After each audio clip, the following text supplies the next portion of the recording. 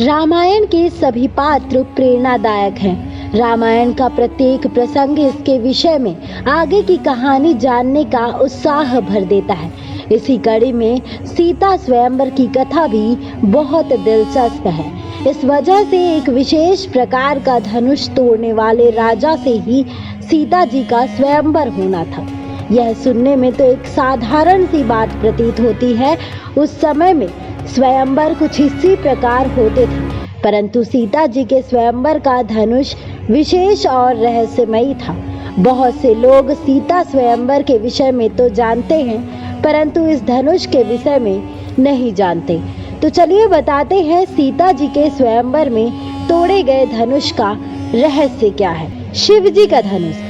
जी हाँ, बता दें आपको, राजा जनक महादेव शिव के वंशज थे और उनके राजमहल में जो धनुष रखा था वो शिव जी का था।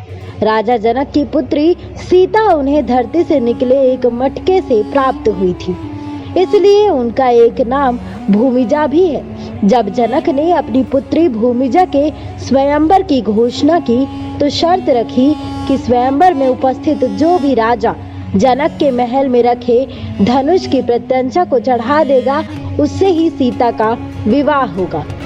बता दें आपको, यह धनुष बहुत ही उच्च श्रेणी की तकनीक से बनाया गया था।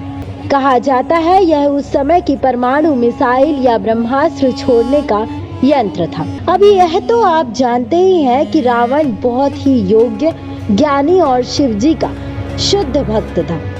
उसकी दृष्टि शिव जी के इस धनुष पर थी और उसे पूरा विश्वास था कि शिव भक्त होने की वजह से वो प्रत्यंचा चढ़ाने में सफल रहेगा। परंतु यदि यह धनुष रावण जैसे विनाशकारी व्यक्ति के पास चला जाता तो वो विनाश को परिणाम देता। इस धनुष का प्रयोग करने की विधि केवल 4 लोगों को ज्ञात थी: राजा जनक, उनकी पुत्री सीता, आचार्य विश्वामित्र और भगवान परशुराम। बता दें आपको, यह शक्तिशाली धनुष रावण के पास न पहुंचे, इसलिए विश्वामित्र ने श्री राम को पहले ही इस धनुष को चलाने की विधि बताई। परंतु जब श्री राम से वो धनुष टूट गया तो परशुराम को बहुत क्रोध आया। तब विश्वामित्र ने समझाया कि यह श्री राम की त्रुटि से नहीं, अपितु बहुत प्राचीन होने की वजह से टूटा है। यह सुनकर परशुराम का क्रोध शांत हुआ। इस प्रकार इस धनुष का विनाश भगवान राम द्वारा किया गया और श्री राम और माता सीता का विवाह संपन्न हुआ।